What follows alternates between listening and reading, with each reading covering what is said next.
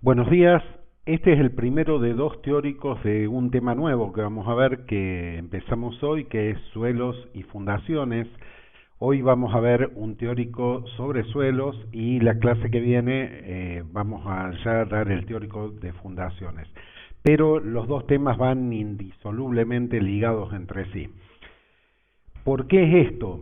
Porque el suelo es una parte más del subsistema estructural de una construcción, así como las losas, las vigas y las columnas y las fundaciones. El suelo es una parte más de la estructura.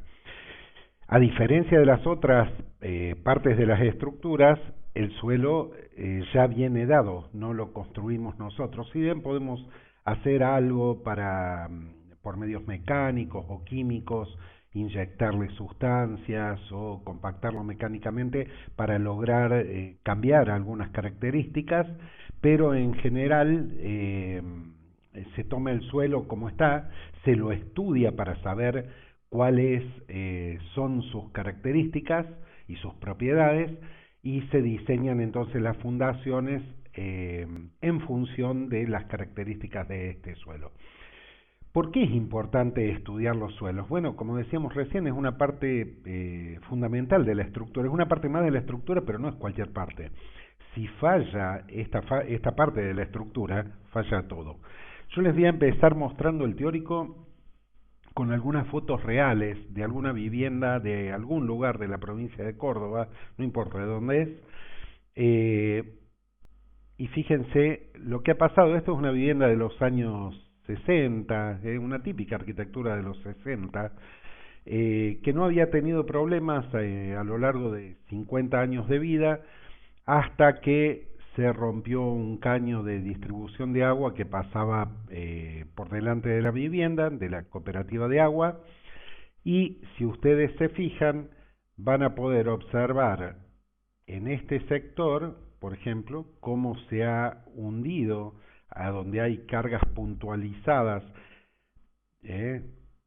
acá donde tenemos cargas puntuales, que al lado tenemos vanos grandes, como ven ustedes, van a ver cómo se hundió el suelo. Pero también esto vuelve a pasar en aquel sector. Ahora van a ver fotos de acercamiento. Ahí pueden apreciar ustedes, en este sector, así, cómo se ha deformado el suelo. Obviamente, al romperse, no es que se infló acá para arriba, se bajó acá en la columna esta y se bajó aquí en donde está el pilar de este portón.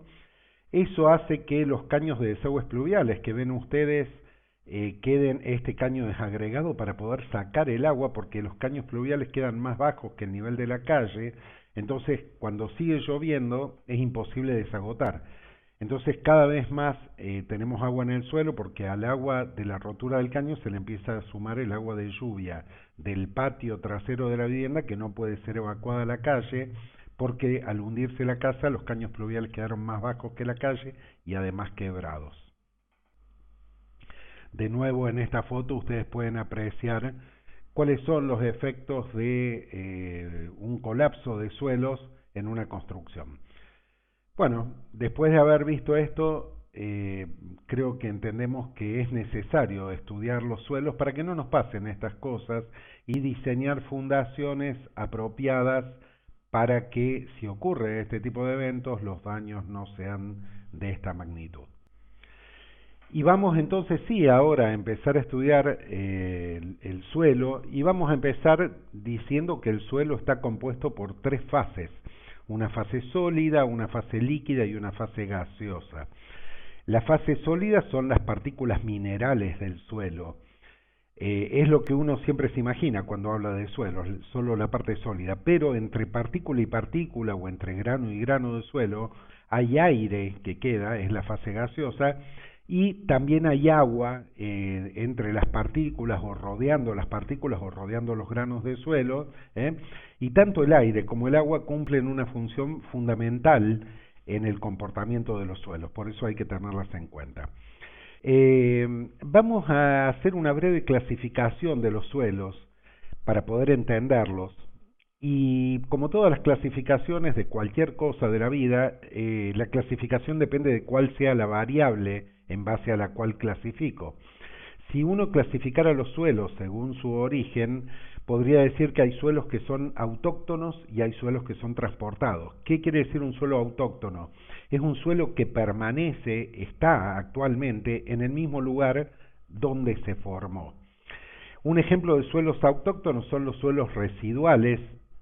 Por ejemplo, en la Mesopotamia argentina, piensen ustedes en Corrientes, en Misiones, la Tierra Roja, proviene de la descomposición química de las rocas basálticas que están en esa región. Cuando se descomponen químicamente, derivan en las arcillas coloradas típicas de la Mesopotamia. En Tierra del Fuego, por ejemplo, las turberas, la turba que hay que forma las turberas, son suelos orgánicos, se han formado en el mismo lugar a donde están actualmente. A todos estos suelos se les llaman suelos autóctonos, están en el mismo, permanecen en el mismo lugar a donde se formaron. Hay otra categoría de suelos según su origen y son los suelos transportados, son suelos que se formaron en un lugar, pero fueron transportados por algún agente a otro lado, por un medio de transporte, a otra localización que es donde se los encuentra actualmente.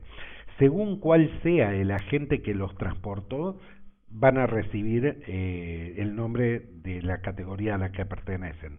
Por ejemplo, los suelos aluviales o aluvionales han sido transportados por el aluvión de un río o de un arroyo. Los marcamos en negrita estos aluviales acá en la diapositiva porque en la ciudad de Córdoba tenemos suelos aluviales. A lo largo de toda la traza del río Primero, cuando cruza la ciudad y varias cuadras para cada margen del río, tenemos arena y piedra. ¿Por qué? Porque antes, muchos, miles de años antes de que se construyera el dique San Roque, cada vez que llovía en las sierras y había crecidas, venía arrastrando el aluvión de arena y de piedras desde las sierras. Entonces el río crecía y desparramaba y depositaba arenas y piedras varias cuadras para la margen derecha y varias cuadras para la margen izquierda, hasta donde crecía y hasta que encontraba algún accidente geográfico que lo contenía. Hacia el sur, por ejemplo, de la ciudad, cuando pasa por el centro, crecía hasta que encontraba las barrancas del Boulevard San Juan, que ahí empezaban ya las barrancas de Alta Córdoba. Fíjense ustedes cuando pasan, por ejemplo, por el Boulevard San Juan frente al Mercado Sur, donde está más o menos el Cine Club Municipal, por ejemplo, ven que las dos manos del Boulevard San Juan están a distinto nivel. La mano sur está más alta, la del Cine Club Municipal, que la mano norte, que es la que da para el lado del Mercado Sur. Cuando el río llegaba hasta ahí, hacía tope y entonces encontramos arena y piedra hasta ahí. En la vereda sur encontramos arena y piedra, en la vereda norte ya no, y en Nueva Córdoba tampoco. También algo similar pasaba con el arroyo de la Cañada. En la traza del arroyo de la Cañada, también varias cuadras para un lado y para el otro encontramos el aluvión de arena y piedra. Si el agente que transportó a los suelos es el viento, los suelos van a ser de origen eólico. También está marcado en negrita porque en la ciudad de Córdoba tenemos, en realidad en todo el centro del país, La Pampa, el norte de la provincia de Buenos Aires, la mitad oeste de la provincia de Santa Fe, toda la provincia de Córdoba, un poquitito de la provincia de San Luis, parte de la provincia de Santiago del Estero.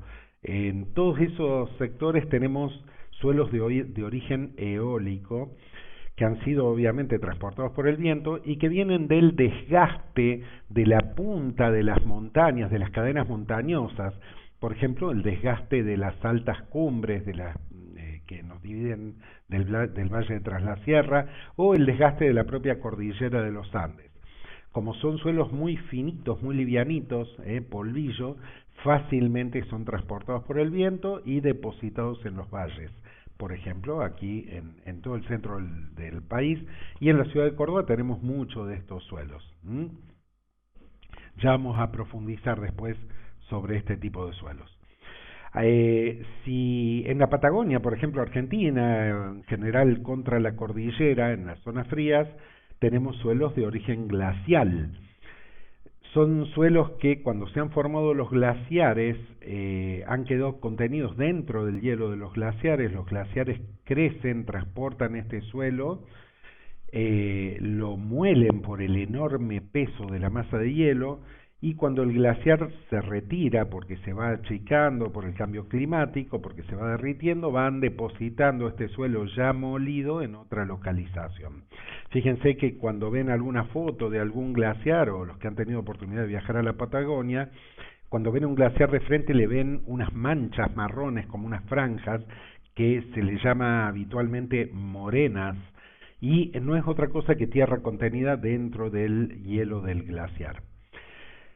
También hay suelos de origen marino, piensen en las playas del Caribe, estas playas de arena blanca, en realidad esa arena blanca sale de la erosión que las corrientes marinas causan en los arrecifes de corales, que son formaciones de calcio, formaciones cálcicas, las muele la erosión marina y las deposita en las playas. Finalmente también hay suelos que según su origen pueden ser piroclásticos y que tampoco están en el mismo lugar donde se formaron. Provienen de las eyecciones de los volcanes. Piensen ustedes cuando entra en erupción un volcán, libera muchísimo azufre y como son partículas muy finitas también son arrastradas, llegan a volar miles de kilómetros. Cuando hace unos años erupcionó el volcán Puyehue en la Patagonia, las cenizas llegaron hasta Córdoba, hasta Montevideo en Uruguay. Estos suelos generalmente tienen altos contenidos de sulfuros derivados del azufre y son suelos piroclásticos. Toda la estepa patagónica argentina, o sea, la Patagonia plana, no contra la cordillera, sino para el lado del océano Atlántico, tiene formaciones yesosas. El yeso no es otra cosa que sulfato de calcio y el sulfato viene del azufre de los volcanes, de la cordillera obviamente. Podríamos clasificar los suelos según otra variable, según el tamaño de las partículas o de los granos que lo componen. Entonces, en esta clasificación granulométrica podríamos hacer dos grandes divisiones. Decir que hay suelos finos y suelos gruesos. A su vez, dentro de los suelos finos podemos dividir en muy finitos, que son las arcillas, y finos, pero no tan finitos, que son los limos. Ya vamos a hablar con más detalle cuánto mide cada uno. Y una fracción gruesa del suelo, que son granos, y que son las arenas finas, las arenas gruesas, y las piedras o gravas en general. También podríamos aplicar otra variable para clasificar los suelos y ver cómo se comportan los suelos cuando se humedecen, cuando son invadidos por agua, cuando levantan sus tenores de humedad, como la foto que veíamos recién de esta casa en la provincia de Córdoba. Y vamos a ver que hay algunos suelos que cuando se mojan no cambian su comportamiento, se siguen su comportamiento mecánico, me refiero a su resistencia, su tensión admisible, su capacidad de soportar un peso puesto por encima. A estos suelos que no cambian su comportamiento, o sea, se portan igual si están secos o si están húmedos, saturados, le vamos a llamar suelos no colapsables, no colapsan. Entre estos están todos los suelos granulares, o sea, todo lo que son arenas y piedras, las fracciones gruesas, o los suelos finos, que se llaman cohesivos, siempre y cuando estén cementados. Ya vamos a volver sobre este tema, cuáles son los suelos cohesivos cementados. Hay otra categoría de suelos, analizándolos bajo cómo se comportan, la óptica de cómo se comportan en presencia de agua, que cuando se mojan pierden bruscamente su resistencia, ya sea porque disminuyen de volumen o ya sea porque aumentan de volumen, pero sufren grandes cambios. Y a estos suelos le vamos a llamar suelos colapsables, sufren colapsos. Lo de la foto que vimos recién es un caso típico de un suelo colapsable. En ese sentido hay suelos que colapsan en presencia de agua y no soportan un peso de una construcción encima, y hay otros suelos que son tan colapsables que aunque no tengan una construcción apoyada encima, aunque sea un terreno virgen, baldío, si se moja se hace un pozo, se hunden porque el suelo no soporta ni siquiera su propio peso y se achica de volumen. A esos suelos le vamos a llamar autocolapsables. No lo hemos anotado acá en la diapositiva, pero en el litoral argentino, no en la provincia de Córdoba, pero sí en la provincia de Entre Ríos, en Corrientes, hay otro tipo de suelo colapsables que son las arcillas expansivas, que cuando se mojan aumentan de volumen en vez de disminuir y son tan dañinos como estos suelos colapsables o autocolapsables que veíamos recién, porque al expandir empujan la construcción hacia arriba y le provocan graves daños, roturas, grietas. Ya vamos a ver ejemplos.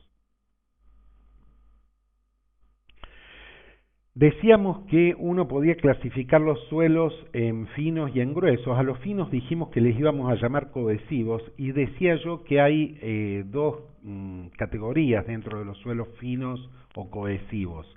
Las arcillas, que son las más finitas, fíjense que las arcillas tienen una granulometría que la partícula de arcilla mide desde menos infinito, la más chiquitita, menos infinito porque es imposible separarla para medirla, hasta la arcilla más grande que existe llega a medir 2 micrones. Fíjense que un micrón, recuerden que un micrón es la milésima parte de un milímetro. Donde termino con las arcillas en la clasificación granulométrica empiezan los limos. El limo más chiquitito tiene 2 micras o 2 micrones y llega hasta 75 micrones, el limo más grande. Ahí terminan los suelos cohesivos y comienzan los suelos granulares.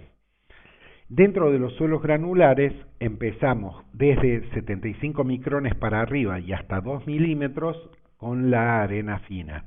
De 2 a 5 milímetros más o menos la arena gruesa. Ya estamos casi en medio centímetro de diámetro de grano.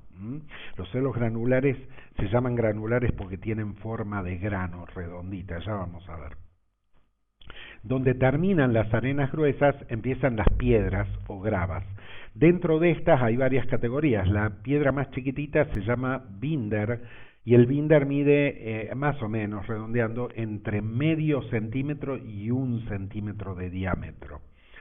Por encima del binder vienen las grancillas que miden de 1 a 3 centímetros de diámetro, luego las granzas de 3 a 5 centímetros, las piedras bola de 5 a 15 centímetros y finalmente los ripios, que son las bolas de más de 15 centímetros o rocas de más de 15 centímetros. Yo acá quiero hacer una aclaración que debía haberla hecho al principio y me olvidé, que es cuál es la diferencia entre un suelo y una roca. Los manuales de geotecnia dicen que se puede considerar suelo todo aquel que puede ser removido por medios con herramientas manuales. Todo lo que yo puedo cavar con una pala o picar con un pico son suelos. Cuando yo necesito herramientas mecánicas, por ejemplo una punta, por ejemplo un martillo demoledor, por ejemplo cartuchos de dinamita, para poder romperlo y removerlo, ya se consideran rocas. En geología es distinta la clasificación. Los geólogos cuando estudian suelos, ellos nunca hablan de suelos. Ellos siempre hablan de rocas, rocas en formación o rocas en descomposición, pero hablan siempre de rocas. Nosotros acá en geotecnia vamos a distinguir suelos de rocas. Y básicamente todo lo que vamos a hacer es apoyarnos sobre suelos. Si nos apoyamos sobre rocas, simplemente habrá que ver que no estén fragmentadas, fracturadas. La ciudad de Nueva York, que está apoyada sobre roca, por eso pueden construir edificios de más de 100 pisos de altura. Decíamos entonces que los suelos de tamaño grueso son los suelos granulares. En general habíamos dicho que estos suelos comienzan de 75 micrones para arriba. Hay un tamiz que se llama el tamiz 200, que es el que divide los suelos finos de los suelos gruesos. Un tamiz, por las dudas que alguien no sepa, es como un colador, un sedazo, ¿sí? Una malla, que uno pone la muestra del suelo, la zarandea un poco y deja pasar lo más finito. El tamiz 200 tiene agujeritos del tamaño de 75 micras, deja pasar todo lo más chiquitito de 75 micras, o sea, los suelos finos, y retiene todas las arenas y piedras. Por eso lo que divide los suelos finos, la fracción fina de la fracción gruesa, es el tamiz 200. Lo van a ver luego cuando vean estudios de suelo que dice pasante de tamiz 200 tanto por ciento. Quiere decir qué porcentaje del suelo que yo estoy poniendo en peso, qué porcentaje pasa por el tamiz y qué porcentaje queda retenido en el tamiz. Decíamos que los suelos granulares se dividen en gravas o piedras, como le quieran llamar, y arenas. Ahí tienen ustedes las muestras de lo que estamos hablando. Y hablamos siempre de granos de forma más o menos esférica. Por el contrario, los suelos finos o cohesivos estaban formados por arcillas o por limos, y es lo que vulgarmente, o son lo que vulgarmente nosotros llamamos tierras. Si ustedes se fijan en esta foto, lo que vemos es un terrón. Estos suelos resulta imposible separarlos, separar partícula por partícula, por lo menos manualmente es imposible. En cambio, con la arena y con las piedras uno puede a mano separar un grano de otro. En los suelos finos o cohesivos no es así. Estos suelos tienen vinculaciones químicas entre partícula y partícula, cosa que no pasa en los suelos granulares. Ustedes imagínense los granos de arena en los granulares o una piedra al lado de otra, no tienen ninguna vinculación química entre ellas, simplemente están apoyados. En cambio, los suelos finos, los terrones de tierra, sí están vinculados. Si uno los mirara en un microscopio, y fíjense la foto del medio, la microfotografía está sacada a través de un microscopio, van a ver que cada partícula de estos suelos tiene la forma laminar, la forma como de un naipe. Algunos pueden ser, y ahí lo ven en la foto de la derecha, filiformes, como una virome, como una tirita. Pero lo más común es que sean como la foto del medio, que son laminares las partículas. Ya van a ver que esta forma laminar incide en su comportamiento. Ahí tienen un esquema de representación de cómo se apilan los suelos gruesos o granulares, las arenas, las piedras, y cómo se apilan los suelos finos, que serían las arcillas o los limos. Fíjense que estos suelos finos, decíamos antes, tienen la forma de un naipe, y se apilan entre sí como cuando uno arma un castillito de naipes arriba de la mesa, y que queda aire entre naipe y naipe, acá queda aire entre partícula y partícula, y cada partícula está pegada por la punta a otra partícula, y es lo que hace que se puedan mantener en esa posición, está pegada con sales, generalmente sales de origen cálcico, que tienen la particularidad de ser sales solubles en agua en algunos casos. Por eso cuando en los suelos colapsables son invadidos por agua, se saturan de agua, estas sales que tenían pegadas las partículas y mantenían la estructura del castillito de naipes, estas sales se disuelven, se pierde ese pegamento y la estructura se viene abajo, expulsa el aire, es como si el castillito de naipe se me cayera, el aire que había entre medio de naipe y naipe es expulsado y todas las cartas quedan sobre la mesa y hubo un decrecimiento, una disminución de volumen, contracción volumétrica se llama. Por el contrario, hay otros suelos que son no colapsables. En algún momento antes habíamos dicho que estaban cementados, y están cementados en algunos casos por medio de sales que no son solubles en agua, sales carbonatadas que no se solubilizan en agua, y por consiguiente, por más que se mojen, mantiene la estructura del suelo. Vamos a decirlo con un ejemplo no muy técnico, pero gráfico para que se entienda.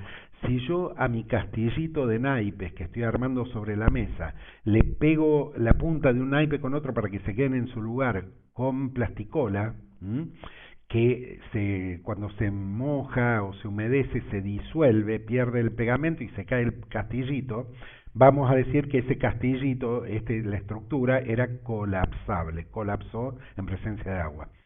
En Córdoba y en la zona central del país tenemos muchos de estos suelos, se llaman suelos loésicos, están formados por loes pampeano. Loes es una palabra alemana que quiere decir suelto y hace referencia justamente a que estos suelos cuando se mojan pierden la vinculación química de una partícula con otra y se desarman en su estructura. Por el contrario, hay algunos suelos que están pegados en vez de con plasticola con poxipol, entonces, por más que se mojen, mantienen la estructura del suelo, no se disuelve el pegamento. Obviamente no es poxipol, son carbonatos de calcio, son sales que no son hidrosolubles. A esos suelos que también tenemos en la provincia de Córdoba, en la zona central del país, en el NOA, le vamos a llamar tosca. Por supuesto, también los suelos granulares, las arenas y las piedras son no colapsables. Usted moja una arena o una piedra y no pierde resistencia. Una aclaración con respecto a los suelos que encontramos en las sierras. Cuando yo tengo mezcla de suelos finos y suelos gruesos, en donde tengo mezcladas partículas de tierra con piedras o con arenas, esto pasa muchísimo en las sierras, sobre todo al pie de monte, que es donde vienen rodando áridos y caen en la tierra que está al pie del monte y quedan mezclados. El que va a mandar en el comportamiento para saber si es colapsable o no es la fracción fina. Si la fracción fina que recibe al suelo grueso y lo envuelve, si la fracción fina es colapsable, el pie de monte va a ser colapsable. Si no lo es, el pie de monte no va a ser colapsable. Habitualmente las fracciones finas que tenemos en nuestras sierras suelen ser menos colapsables que las que tenemos en la ciudad, pero no por eso no significa que sean no colapsables. Algún nivel de colapso tienen, con lo cual si ustedes están en las sierras, lo mismo pueden tener colapsos por invasión de agua, salvo que estén pisando sobre roca directamente. Entonces decíamos, los suelos loésicos que tenemos en el centro del país tienen presencia a sufrir cambios volumétricos, a sufrir contracción volumétrica en presencia de agua, se debilita la estructura, desaparecen los poros del suelo, se apilan las partículas y esto produce asentamiento, el suelo se hunde y la casa que está apoyada arriba se hunde también y produce daños como los que ustedes están viendo en las fotos.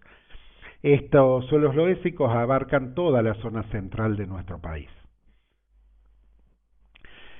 Hay suelos colapsables, no precisamente loes, pero hay suelos colapsables en zonas de Centroamérica. Esta foto es sacada de internet y representa un colapso del suelo que hubo en algún país centroamericano hace unos cuantos años. Esto había salido en los noticieros, yo me acuerdo de eso al principio de los 2000, no me acuerdo exactamente, 2003, 2004, 2002, por ahí, en algún país centroamericano, no recuerdo, Honduras, algún país, Guatemala, Nicaragua, por ahí, en donde tienen suelos colapsables.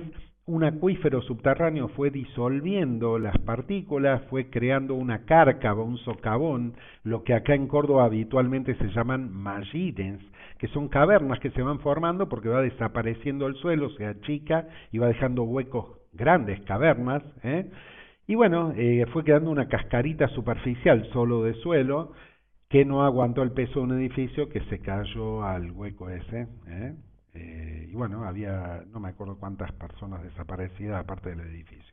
Fíjense ustedes para que se den una idea el tamaño del hueco que se hizo y compárenlo, por ejemplo, con un camión de bomberos o con un camión del ejército. Estas fotos ya son de Córdoba y por rotura de alguna cañería de agua, fíjense ustedes los daños que produjo en una casa que, si ustedes miran, tiene el frente apuntalado ya. Miren las quebraduras al hundirse los muros, las quebraduras con respecto a la losa, al techo, y si miran el galpón que está al lado, allá arriba, los daños que ha sufrido. Ahora vamos a ver alguna foto de acercamiento de este galpón. Fíjense que el descenso que hubo acá es, si uno considera que este bloque mide 20 centímetros, acá esto bajó 15 centímetros, no es poca cosa, Ahí ven ustedes de cerca los daños y acá los ven desde adentro del local. Esta que está a la izquierda es la grieta que se había producido con, esta es el muro medianero con el galpón que veíamos antes. Y estas grietas que les muestro acá ya son en muros interiores de esa misma vivienda a no menos de 10 o 12 metros desde la vereda. Con lo cual quiero decir, todo esto era por rotura de una cañería de aguas cordobesas. Eh, Fíjense ustedes el daño que se puede provocar en suelos colapsables cuando hay invasión de agua por rotura de una cañería de agua enterrada, ¿no es cierto?, que satura un suelo colapsable. Simplemente estas fotos son para que tomen conciencia que cuando hablamos de suelos colapsables pasan estas cosas en la construcción que está apoyada sobre ellos. Perdón, 5 categorías de suelos en la ciudad de Córdoba. Todo lo que es la franja A es la traza del río Suquía, y la franja B es la traza del arroyo de la Cañada. En ambos casos son suelos aluviales o aluvionales, tienen arena y piedra, producto de las crecidas del río y del arroyo, que desparramaban arenas y piedras. La franja A es frenada un poco hacia el norte, era frenada por las barrancas de Cofico, que es la zona C, la zona de barrancas, y que separaba a la franja A de la zona D, que está en todo el norte ya hasta Santiago del Estero, y que también está al sur, en todo lo que es Nueva Córdoba, Ciudad Universitaria, y que llega hasta la provincia de La Pampa, que todo lo que es D es loes pampeanos, son suelos colapsables, suelos finitos, que están también en el centro de la ciudad, en la zona de A y de B, están por encima de los aluviones del río y de la cañada, es decir, a una determinada profundidad que puede estimarse en 3, 4 metros de profundidad, cuando estoy al lado del río o al lado de la cañada, tengo a 3 o 4 metros arena y piedra, y por encima, los 4 primeros metros o 3 metros primeros, tengo el loes pampeano, que es este suelo finito que vino volando con el viento. Para que ustedes se den una idea, sería algo parecido a cuando uno se va de vacaciones, un fin de semana, 3, 4 días de su casa, y cuando vuelve encuentra una capita de tierra sobre la mesa, sobre el televisor, sobre la cómoda, esa capita de tierra, imagínense que en vez de 3 o 4 días se han ido de vacaciones 3 o 4 millones de años, y cuando han vuelto y han encontrado una capa de tierra que en el caso de la ciudad universitaria, por ejemplo, esa capa de tierra tiene algo así como 18, 19 o 20 metros de espesor, depende en qué sector de la ciudad universitaria. En el borde contra Nueva Córdoba serán unos 15 metros más o menos de espesor, y por debajo de eso encontramos tosca, es decir, el castillito de naipes pegado con poxirrán, ¿sí? Es un suelo cohesivo, tierra, pero cementada y por consiguiente no colapsable. Ahora, ¿para qué necesito yo conocer o qué datos necesito yo conocer de los suelos para poder elegir el tipo de fundación? Bueno, yo los datos que necesito para poder predimensionar una fundación es saber qué peso tiene mi edificio, qué carga incidente hay sobre la fundación. Eso lo voy a hacer con un análisis de carga. ¿Qué tensión admisible, o sea, qué resistencia tiene el suelo a cada profundidad? Yo puedo decir, bueno, mira, superficialmente a los 80 centímetros resiste tanto, pero si te vas a tal profundidad resiste tanto más, o no, o resiste igual. ¿Qué características tiene el suelo? ¿Es colapsible o no? Quiero aclarar, es lo mismo decir colapsible que colapsable. De las dos formas está bien dicho. Porque un suelo, yo puedo decir, tiene tal resistencia mientras está seco o con niveles bajos de humedad, que se llama humedad natural. Pero cuando se satura pierde la resistencia. Entonces se trata de un suelo colapsable. Yo tengo que saber, cuando veía la tensión admisible del suelo, si estoy hablando de tensión admisible con humedad natural o saturado. Y tengo que saber, obviamente, las características, si se trata de un suelo colapsable o no, para saber, con qué tipo de suelo estoy tratando. Estos dos datos, tanto la tensión admisible a cada profundidad como las características del suelo, las voy a obtener a través de estudios de suelo, que ahora vamos a hablar de eso. Finalmente, también necesito para elegir el tipo de fundación conocer la función del edificio. No voy a usar el mismo tipo de fundaciones para fundar la piecita del fondo de mi casa donde yo pongo la máquina de cortar el pasto que lo que voy a usar para fundar la central nuclear de Río Tercero, por ejemplo. ¿Por qué? Porque si en la piecita del fondo de mi casa llego a tener algún pequeño asentamiento, no quiere decir que la tengo que hacer mal a propósito, ni mucho menos. La trato de hacer lo mejor posible, pero los márgenes de seguridad que tengo que tomar no son tan estrictos como en la central nuclear, donde no puede haber ningún asentamiento, porque si hubiera y se produjera una fisura, habría una fuga radioactiva y sería un desastre, ¿no es cierto? Finalmente, ya vamos a verlo cuando en el próximo teórico hablemos de fundaciones, que también para elegir el tipo de fundación depende del contexto histórico, económico y geográfico. Ya vamos a hablar de esos temas. Estos dos datos que les muestro en rojo, de estos 5 datos que necesito en principio para elegir el tipo de fundación, son los que obtengo, estos que están en rojo, los obtengo a través de un estudio de suelos. Perdón. En este caso, en esta columna de la izquierda, yo tengo superficialmente a 0 metros, a 1 metro de profundidad, a 2, a 3, a 4, a 5. Este estudio llegó hasta 20 metros. Cada uno elige, el geólogo o el geotécnico que hace el estudio, decide hasta qué profundidad va a llegar con su estudio. Hay una descripción en la segunda columna de las características visuales del suelo, de las muestras que se van sacando a cada profundidad. Y también hay una medición de humedad, del contenido de humedad del suelo. Esto habitualmente se hace secando en un horno y pesando antes y después, y en función de eso se va sacando el porcentaje de humedad. También se puede medir con higrómetros eso. La granulometría del suelo, ¿se acuerdan cuando veíamos cuánto pasa por el tamiz 200? Por ejemplo, fíjense que acá siempre estamos con más del 95, 96, 97, 98, 99% que pasa del tamiz 200, quiere decir que mayoritariamente es un suelo muy fino. Tiene algún pequeño contenido, un 1, un 2, un 3, un 4% de arenas, por eso en la columna esta dice limo arenoso. Y hay algunos otros estudios que se llaman límites de consistencia o límites de Atterberg, que estudian el límite plástico, el límite líquido, el índice de plasticidad, que determinan más o menos cómo se porta este suelo, la parte fina del suelo, a medida que se lo moja, cuando se deforman con deformación plástica permanente, cuando dejan de portarse como un sólido y empieza a portarse como un líquido viscoso, cuando alcanzan el límite líquido. Y a la derecha, ustedes ven aquí una representación en un cuadro en donde por un lado tienen a distintas profundidades un ensayo que se llama SPT, Standard Penetration Test, que quiere decir ensayo de penetración normalizada, que es algo parecido a querer clavar un clavo gigante en el suelo y uno mide cuántos martillazos le tiene que pegar para que este clavo se entierre de a 30 centímetros. Cada 30 centímetros que se entierra, mido cuántos martillazos le pegué. Por supuesto, el ensayo está normalizado, está estandarizado.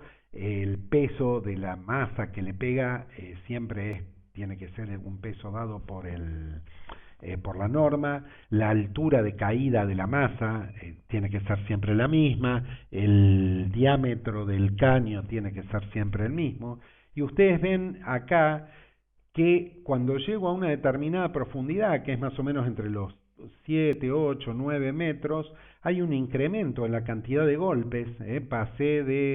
Venía con 10 o 15 golpes, y pasé de golpe a tener casi 35, 38 golpes por metro. Acá están indicados al costado la cantidad de golpes, 32, venía de 12 golpes, 6, ¿sí? Y esto es porque en este sector donde hizo este pico, justo ahí había un estrato de limos cementados. fuertemente cementados, mientras que lo que estaba arriba no estaba cementado. El castillito de naipes no estaba pegado con ningún pegamento, por lo menos no con pegamentos fuertes, y este de acá ya sí. Entonces, luego de ese vuelve a bajar un poquito el número de golpes hacia abajo y ya finalmente se estabiliza, con lo cual si uno tuviera que fundar, ya sabe que fundando a partir de los, 12 metros más o menos, o 13 metros, ya encuentra un suelo estable, relativamente estable ahí, que está en torno a los 30 golpes. Hay fórmulas después para convertir la cantidad de golpes en kilos por centímetro cuadrado de resistencia. Este estudio, el Standard Penetration Test, es uno de los más comunes porque además este clavo gigante tiene un hueco adentro del caño que le permite ir tomando muestras que yo después las mando al laboratorio y puedo estudiar la granulometría, los contenidos de humedad, etcétera. Esta es una maquinita para el SPT. Allá se pone, por allí se pone el caño y hay una pesa que sube por esa roldana y va golpeando y va clavando. Hay otros estudios que consisten en excavar un pozo a cielo abierto y tomar una muestra indisturbada, es decir, no alterada del suelo, llevarla al laboratorio, ponerla dentro de un molde para colocar la muestra y prensarla con una prensa, y va marcando en este reloj, en este reloj, este es el molde para la muestra. Este es analógico, es del Laboratorio de Geotecnia de la Facultad de Ingeniería. Ahora ya los más modernos son digitales, pero el resultado es el mismo. Se pone la muestra y se prensa y se va midiendo para cada presión ejercida cuánto ha sido la deformación del suelo. Entonces estos estudios son más exactos que los anteriores, que el SPT, porque este me permite relacionar tensión y deformaciones. El resultado, si yo armo un gráfico en donde grafico las deformaciones en porcentaje.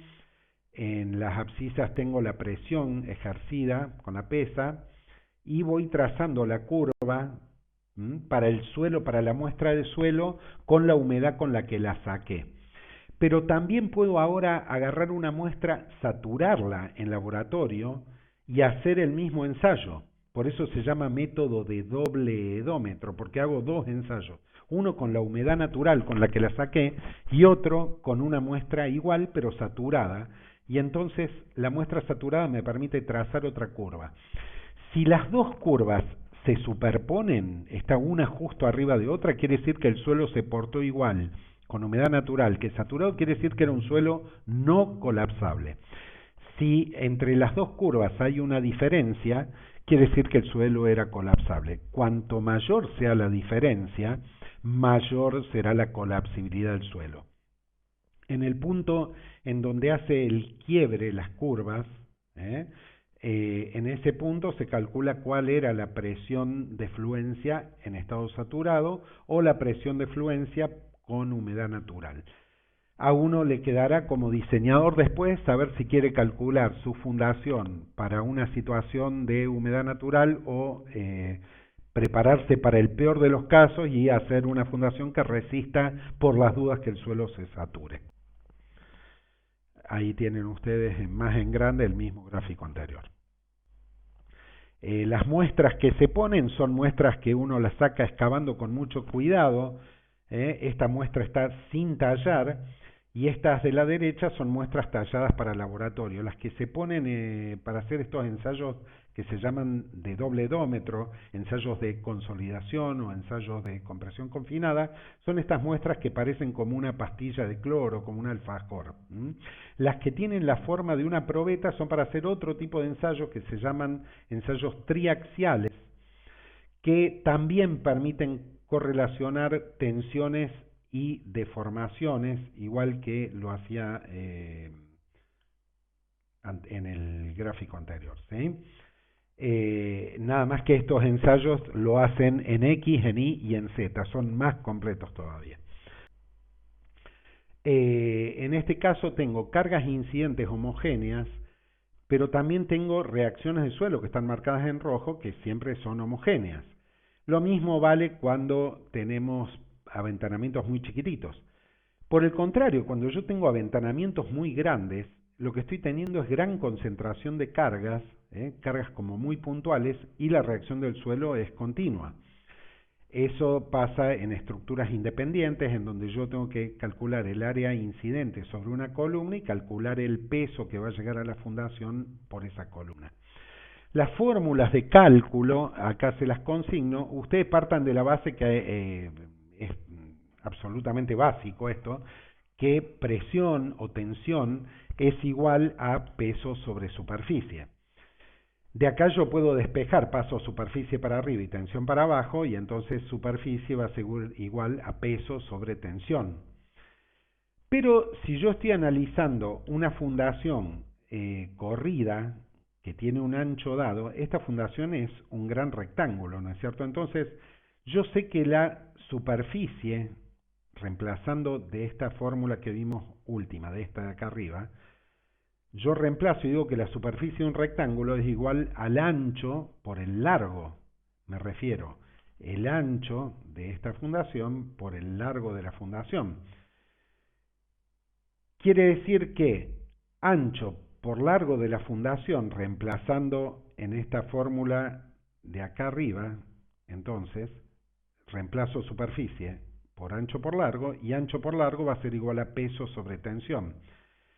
Pero resulta que yo al largo lo conozco, entonces yo puedo despejar ahora el ancho, paso el largo dividiendo abajo, de esta fórmula lo paso dividiendo abajo, y digo que el ancho es igual al peso dividido la tensión multiplicada por el largo. Como yo sé que en esta fundación corrida tomé una franja de 1 metro, o sea, 100 centímetros, puedo calcular el ancho de la fundación que necesito, dividiendo el peso total que le llega de las losas, más los muros, el peso propio, un porcentaje que se le suma por el peso de la fundación, y a todo eso lo divido por la tensión admisible del suelo, que la saqué del estudio de suelo, multiplicada por 100 centímetros, y de ese modo puedo predimensionar el ancho de una fundación corrida.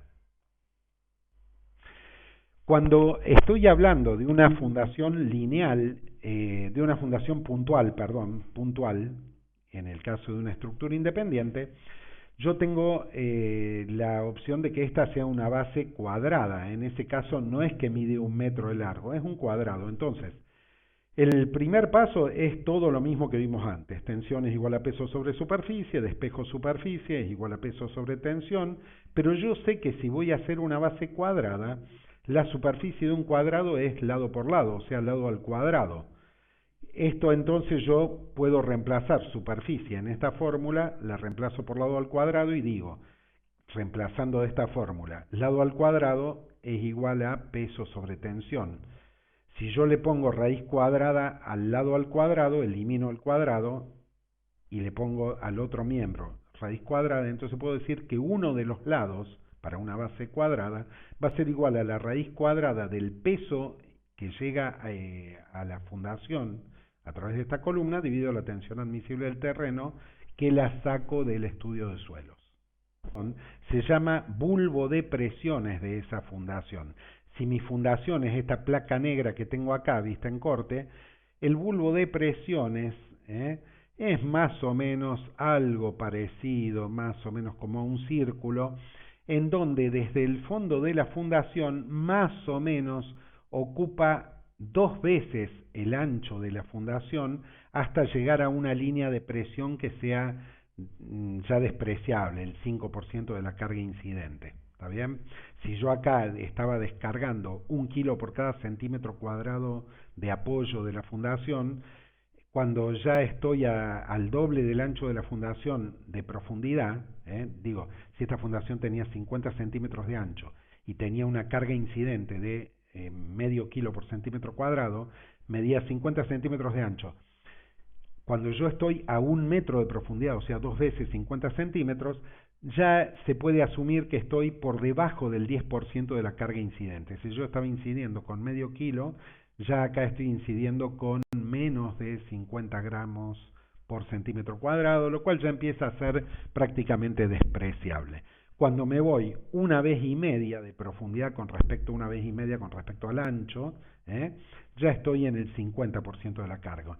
Y 2 veces para abajo ya estoy prácticamente con la carga diluida.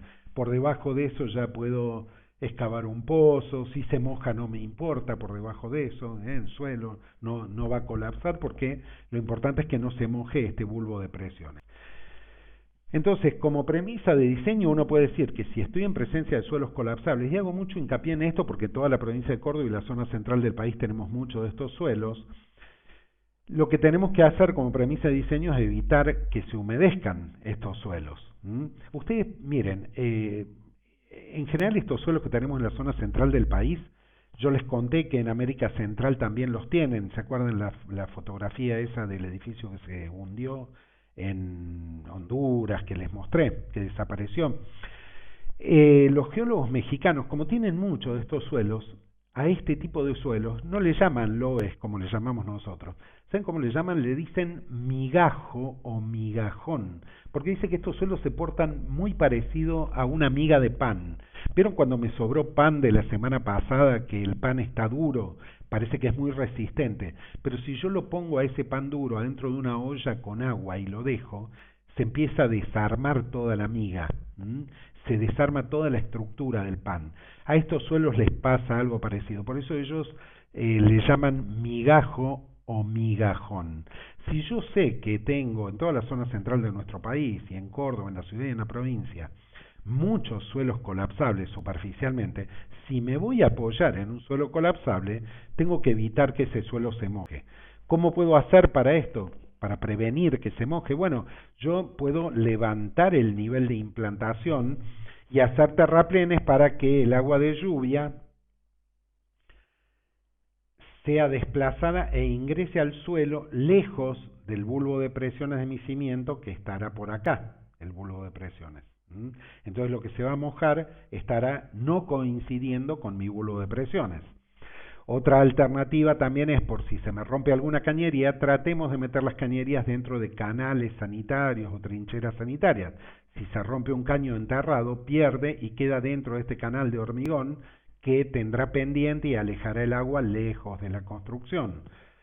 Otra medida de prevención es, si yo trabajo con techos inclinados, tengo que poner canaletas para recoger el agua, y estas canaletas tienen que tener un caño de bajada y después tienen que ir con una cañería, llevar el agua a la cuneta. No tienen que tirar el agua directamente al lado de donde están los cimientos, porque va a formar un bulbo de humedecimiento que se va a superponer con mi bulbo de presiones y por consiguiente el suelo va a colapsar, si es que estoy en un suelo colapsable, ¿no? La idea de hacer veredas perimetrales también ayuda en ese sentido, que el agua de lluvia no se infiltre y entre en contacto con el bulbo de presiones. Bueno, la bibliografía, esto es básicamente algún conocimiento de suelos. La bibliografía que ustedes tienen está en nuestro libro de cátedra, Construir también es diseñar, en el capítulo de suelos y fundaciones. Y bueno, también hay un libro muy interesante del ingeniero Terzariol que se llama El suelo como condicionante del diseño. También está en biblioteca el libro Patología y Restauro, que hay un capítulo, el 3, que habla sobre suelos y fundaciones. Bueno, nos vamos a estar viendo en el próximo teórico con fundaciones y criterios de selección. Les mando un abrazo y a cuidarse. Chau.